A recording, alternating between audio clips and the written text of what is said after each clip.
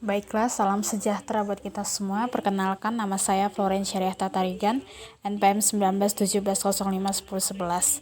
Saat ini saya akan kembali mempresentasikan mengenai ekspresi reguler untuk melengkapi tugas ke-8 teori bahasa dan otomata yang sebelumnya itu pernah dibahas juga di tugas yang ke-7. Ini adalah sambungan dari tugas yang ke-7. Jadi ada konversi DFA ke bentuk ekspresi reguler. Ini menggunakan metode eliminasi state. Ini melibatkan langkah-langkah yang untuk menemukan ekspresi reguler daripada DFA. Yang pertama itu menggunakan status awal DFA ini tidak boleh memiliki EJ masuk. Maksudnya di sini jika ada EJ yang masuk ke status awal, buat status awal yang baru tidak memiliki EJ masuk ke dalamnya. Contohnya adalah seperti ini. Jadi di sini ada new essential state dengan incoming edge. Selanjutnya aturan yang kedua itu hanya boleh ada satu keadaan akhir di DFA. Jika ada beberapa keadaan state bagian akhir di DFA, maka konversikanlah semua keadaan akhir menjadi keadaan non final dan buat satu keadaan akhir baru. Berikut adalah contohnya. Jadi di sini misalkan ada beberapa state final, terus di sini kita konversikan dia menjadi satu state final. Untuk yang ketiga, status akhir DFA ini tidak boleh memiliki EJ yang keluar. Maksudnya jika ada tepi yang keluar daripada keadaan akhir, buatlah keadaan akhir yang baru yang tidak memiliki tepi keluar darinya. Contohnya di sini misalnya ada EJ yang keluar daripada final state. Jadi untuk merubahnya gitu kita buat final state yang baru di mana itu tidak ada EJ yang keluar. Yang keempat itu caranya itu adalah menghilangkan semua kondisi perantara satu persatu. Status akhir itu dapat dihilangkan dengan urutan apapun. Pada akhirnya keadaan awal menuju keadaan akhir yang akan tersisa. Biaya transisi ini akan menjadi ekspresi reguler yang diperlukan. Ada catatan di sini di mana metode eliminasi status ini atau state itu dapat ditetapkan pada otomata hingga apapun seperti NFA, epsilon NFA, DFA dan lain-lain. Konversi selanjutnya adalah reguler ke FSA, yaitu untuk mengubah bahasa reguler menjadi FSA ini kita akan menggunakan metode subset. Metode ini digunakan untuk mendapatkan FSA dari ekspresi reguler yang diberikan. Ada langkah-langkahnya itu. Yang pertama adalah merancang diagram transisi untuk ekspresi reguler yang akan menggunakan NFA dengan gerakan epsilon. Selanjutnya adalah mengubah NFA ini dengan epsilon menjadi NFA tanpa epsilon. Untuk langkah yang ketiga, ubah NFA yang diperoleh menjadi DFA yang setara. Misalnya di sini ada ekspresi reguler 1 0 ditambah 0 ditambah 1 1 kali 0 star 1. Yang pertama itu kita akan membuat diagram transisi untuk ekspresi reguler tertentu. Berikut adalah diagramnya. Jadi di sini dia menerima transisi 1 0 ditambah 0 tambah 1 1 0 star 1. Langkah kedua tadi mengubah NFA dengan epsilon menjadi NFA tanpa epsilon. Jadi di sini kita ubah dia menjadi NFA tanpa epsilon. Selanjutnya langkah yang ketiga tadi mengubah NFA yang diperoleh menjadi DFA yang setara. Jadi berikut adalah ekspresi reguler yang diubah ke bentuk FSA. Selanjutnya langkah keempat kita menyederhanakannya. Untuk langkah yang kelima juga lebih sederhana menjadi seperti ini karena satu state itu hanya dapat menerima satu inputan, tidak boleh lebih. Selanjutnya apabila kita mempunyai NFA tanpa epsilon, kita akan mengubahnya ke bentuk DFA yang diperlukan untuk itu. Pertama kita akan menulis tabel transisi untuk NFA.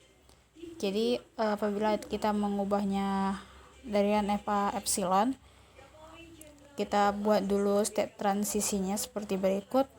Kemudian kita menemukan DFA yang setara akan epsilon NFA yang tadi. Contohnya adalah mendesain NFA dengan ekspresi reguler 1 dikali 1 star 01 star 01 star kali dengan star yang diberikan. Jadi di sini ada solusinya, di mana NFA untuk ekspresi reguler yang diberikan itu adalah sebagai berikut. Selanjutnya satunya ini kita keluarin ya. Terus lebih kita sederhanain, kita ubah ke bentuk DFA. Selanjutnya adalah mengenai logika pemompaan atau pumping lemma. Di sini pumping lemma ini digunakan untuk membuktikan suatu bahasa reguler yang menggunakan regular language. Selain itu juga dapat digunakan untuk membuktikan suatu bahasa reguler lainnya seperti CFL atau context free language. Untuk bahasa regular L ini terdapat beberapa bilangan bulat n, sehingga untuk semua x elemen daripada L itu, di mana x itu adalah himpunan daripada n, sehingga terdapat U, V, dan W dan juga epsilon, inputan juga star ini, sehingga x sama dengan UVW dengan ketentuan sebagai berikut. Pumping lemma ini digunakan sebagai bukti ketidakteraturan suatu bahasa. Jadi jika suatu bahasa itu selalu menggunakan lemma yang memompa, jika terdapat setidaknya satu senar yang membuat pemompaan yang tidak ada di bahasa atau language, maka L ini pasti tidak akan teratur. Kebalikannya dari ini mungkin tidak selalu benar, artinya kalau pumping lemma berlaku bukan berarti bahasanya teratur. Contohnya adalah sebagai berikut. Kita buktikan bahwa L0 dan 1 ini tidak beraturan. Di sini kita menunjukkan bahwa ada UV dan W merupakan inputan. Jika 1 dan 2 ini tidak tahan, maka X sama dengan 0N 1N. Selanjutnya, apabila yang ketiga gagal untuk nilai I sama dengan 0, di mana UV 0W itu sama dengan OW, UE maksudnya, dan akan menghasilkan bilangan sebagai berikut. Untuk selanjutnya itu adalah teorema Arden. Di sini untuk mengetahui ekspresi reguler dari finite automata. Di sini kita menggunakan teorema Arden ini bersama dengan properti ekspresi reguler. Pernyataannya itu misalkan ada state P dan Q adalah dua ekspresi yang reguler. Jika P tidak mengandung string 0, maka R sama dengan Q ditambah RP memiliki solusi unik, yaitu R sama dengan Q P star. Di mana nilai R ini sama dengan yang tadi Q ditambah R kali RP, kemudian kita kali dengan P setelah meletakkan nilai R itu sama dengan Q ditambah RP. Selanjutnya nilai R ini adalah Q ditambah QP ditambah RPP. Ketika kita masukkan nilai R secara berulang-ulang, kita mendapatkan persamaan sebagai berikut. Karena nilai P star ini mewakili nilai epsilon ditambah P P2 ditambah P3 dan seterusnya, makanya terbukti bahwa tidak sama antara yang kiri dengan yang kanan. Ketika kita masukkan nilai R tadi, maka terbukti kalau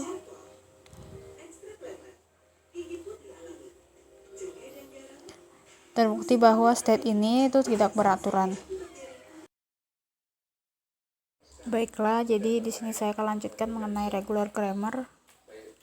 Jika semua produksi CFG ini adalah dalam bentuk A, di mana itu adalah WB, atau A di mana dia adalah W, maka A dan B ini merupakan variabel. Namun, jika semua produksi CFG ini dalam bentuk A di mana BW atau A di mana W ini, kita menyebutnya linear kiri. Ada juga linear kanan itu, di mana tadi nilai A dan B ini adalah variabel dan W itu adalah himpunan dari VT star.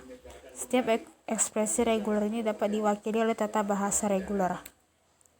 Selanjutnya adalah derivatif untuk tata bahasa grammar. Di sini derivatif string ini untuk tata bahasa adalah urutan aplikasi aturan dari tata bahasa yang mengubah simbol awal menjadi string.